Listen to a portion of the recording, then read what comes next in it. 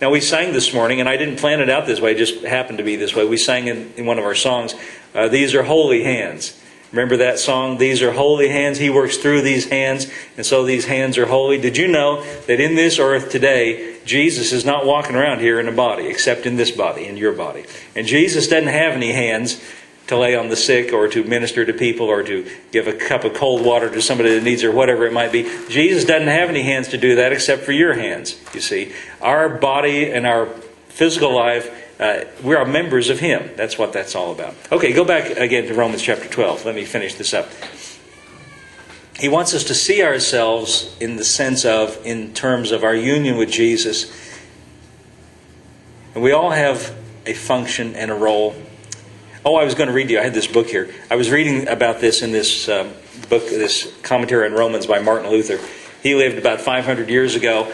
Nevertheless, it's pretty good. He's a thinking person. He was a thinking man, and he's very positive and very focused on grace and faith, and I like that about him. In explaining this, the fact that we all have different giftings and different abilities or different special things that are special about us, and that we don't need to try to do what somebody else does, we just need to be ourselves. He quotes from the Greek language some of this, and then he says, by the way, a side thought that I thought was good. Luther says, the Greeks have an excellent saying, and here is this saying, let everyone practice the art which he has learned. Let everyone practice the art which he has learned. In other words, just be who you are. Now, speaking of that, that reminded me of something when I read that this morning. Let everyone practice the art which he has learned.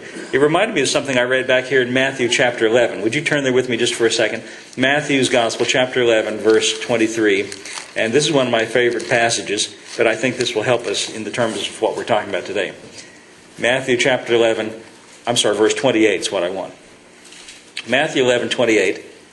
Jesus gives this beautiful and very simple invitation. In verse 28 he says, Come unto me, all ye that labor and are heavy laden. And notice the next part, and I will give you rest. Jesus says that. Come unto me, all ye that labor and are heavy laden. Notice he doesn't say what we sometimes think. He doesn't say, come to me, you who labor and are heavy laden, I'll make it worse for you. I'll give you more burdens to bear. He doesn't want you to think of your Christian life that way. He says, come unto me, all ye that labor and are heavy laden. He doesn't say, I'll make it worse. He says, I'll give you rest. Verse 29, take my yoke upon you. Notice these next words. And learn of me. I think we read this a lot of times and don't notice that. Take my yoke upon you and learn of me. Now that word of can mean about, or it can also mean from. In fact, I was quoting to you from Kenneth Wuest, the Greek scholar. In his translation, that's how he has it. And learn from me. Jesus says, come to me, you that labor and are heavy laden, I'll give you rest. Take my yoke upon you and learn from me. It's a beautiful thought that this idea of a yoke, we think of a yoke in a negative sense as something you put on slaves. But in an agricultural sense, a yoke is what you put on two animals, and it doubles the capacity to pull the plow. A yoke is, you've probably seen pictures, a big wooden thing you put over the shoulders of these animals. And I did some study about this because, frankly, and I'm happy about this, we don't farm that way anymore with those animals. And I tell you what, if it was that hard, I'd never make it. It's hard enough you get in the seat of a tractor and turn the key, and there's enough challenges with that.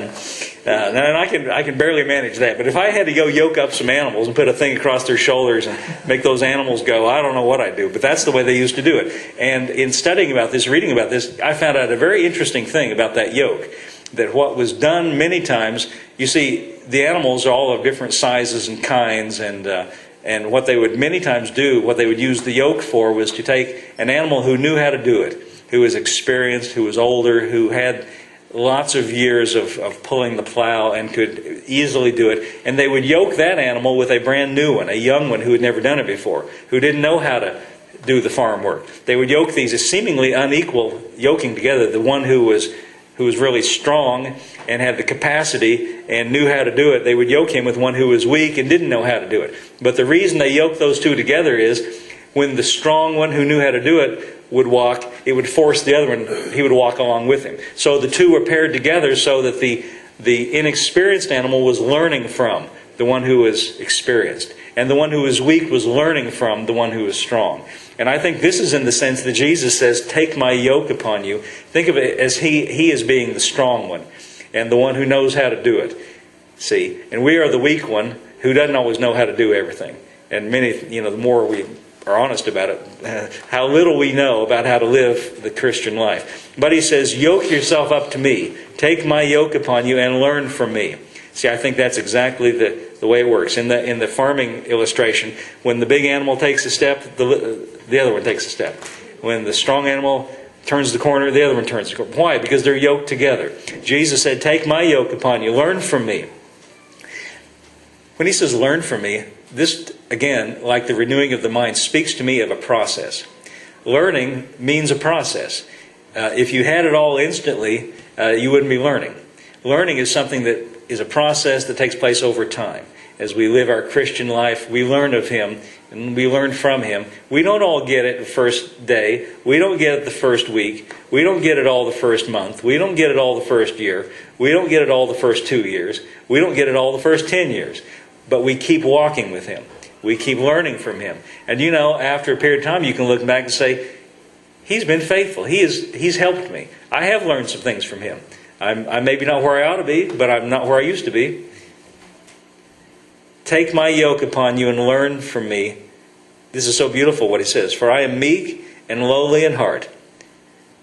See, he's not saying, I'm going to whip you and beat you up because, how dare you make a mistake? How dare you do so? I'm meek and lowly in heart. He wants to help us, you see. That's what he's saying. And you will find rest for your souls. I sometimes think if we're not finding rest for our souls, maybe we haven't got yoked up with Him. Maybe we got yoked up to some religious idea. I heard, I don't know how many of you have ever heard of Rodney Howard-Browne. I know Paul knows who that is. I was listening to Rodney Howard-Browne. He's a minister, and I think he lives in Florida now, but I think he started off in New Zealand or Australia or somewhere like that. South Africa. Thank you, Paul. And somewhere over there. Somewhere else. But I remember hearing him say one time how earnest he was as a young Christian, how desperately he wanted to figure out how to live this Christian life. And he was just, in his mind, it was all about doing something to improve myself. And he decided, there was this kind of idea that kind of came through churches several years ago about the Lord's Prayer and turning that into a morning devotion, a daily devotion. And it takes about an hour to go through each part of the Lord's Prayer, and you have different scriptures and different confessions and little things you do. And so he embraced that thing, this teaching about the Lord's Prayer, and it would take about an hour to go through that. And he decided, I'm going to get up every morning, an hour before when I usually get up, and go through this thing about the Lord's Prayer. And that's going to help me grow as a Christian. And he did that for a while, and then he heard another teaching about the armor of God, putting on the armor of God. And you take each part of the armor of God, the helmet of salvation, and you have some confessions and some prayers and things go on. I'm putting on the helmet of salvation. We say some things. And there's each one of these little things. That took about an hour. So he thought, well, okay, I'm going to get up an extra hour now. I just heard this new teaching. And I'm going to put on the armor of God. Because whenever these things come along, it's the most important thing you ever heard. That's how it's kind of presented. So, armor of God, and then the Lord's Prayer. And this is all now 2 hours before when he usually would get out of bed. And then he read...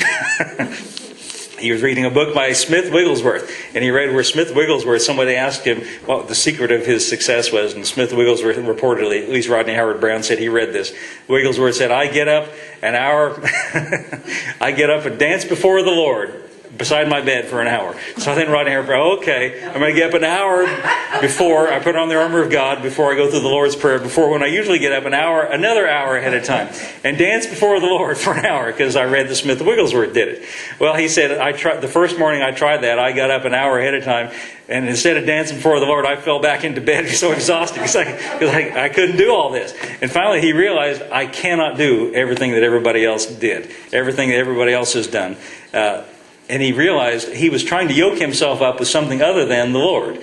You see, Jesus didn't say yoke yourself up to 1,001 different things. And I'm not saying there aren't some practical good things. I say anything that's helpful, I just take anything that's helpful, and use it. But I am saying what we're yoked up to is Jesus. And I think it's good to get up and read the Bible in the morning, have devotions. But even if you happen to miss it once, you're still yoked up to Jesus. And the most important thing is, and I'm not against morning devotions, but what's more important is walking with Him the other 24 hours, the other 23 hours of the day, however many hours that is in the morning. The other 23 hours, just walking with Him during the day, I think that's when the real learning takes place. And again, I'm not against, and I do myself, read the Bible in the morning. It helps me center my mind and focus my attention. But when I live the rest of the day, I don't forget about the Lord, you see.